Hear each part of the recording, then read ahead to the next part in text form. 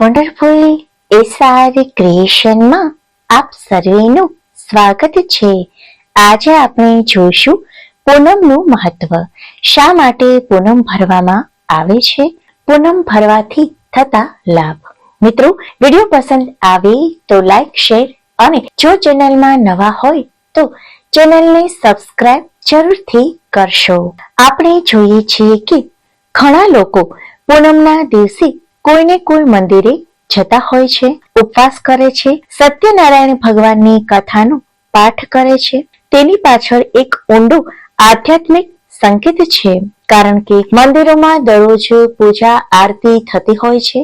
તેથી ત્યાં એક સકારાત્મક ઉર્જાનું નિર્માણ થયેલું વાતાવરણ હોય છે, જે મન અને આત્માને એક અલગ જ પ્રકારની શાંતિનો અનુભવ કરાવે છે.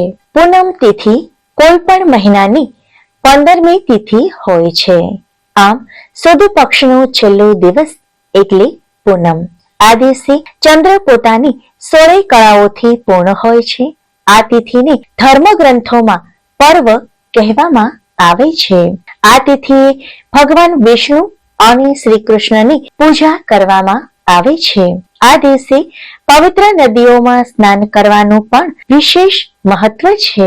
કહેવાય છે કે પૂર્ણિમા તિથિના સ્વામી સ્વયં ચંદ્રદેવ છે. તેથી પૂર્ણિમાના દિવસે કરવામાં આવતા શુભ કર્મનું પૂર્ણ ફળ પ્રાપ્ત થાય છે. આ દિવસે ભગવાન ચંદ્રદેવને જળ તેમજ દૂધ અર્પિત કરવું જોઈએ, તેમજ તેની પૂજા કરવી જોઈએ. સૂર્ય અને ચંદ્ર એ બે દેવતાને આપણે પ્રત્યક્ષ જોઈ શકીએ છીએ, માટે તેની પૂજા કરવાથી જીવનમાં સુખ સમૃદ્ધિનો વાસ થાય છે, મન શાંત રહે છે, આત્માને અપાર શાંતિનો અનુભવ થાય છે.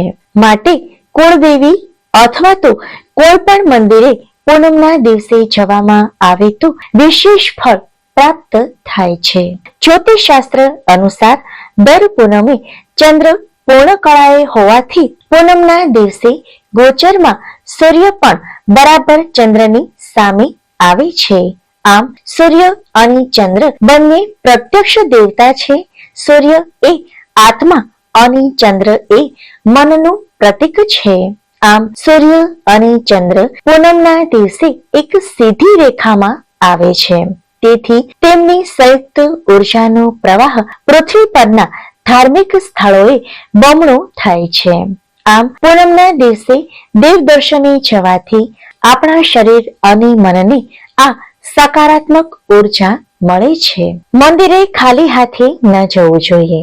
મંદિરમાં શ્રીફળ, કોઈ એક ફળ, ફૂલ અથવા તો ફૂલનો હાર, પ્રસાદ વગેરે ભગવાનને અર્પિત કરવું જોઈએ. કહેવાય છે કે ભગવાનને અર્પણ કરવાથી તે આપણને 100 ગણું આપે છે.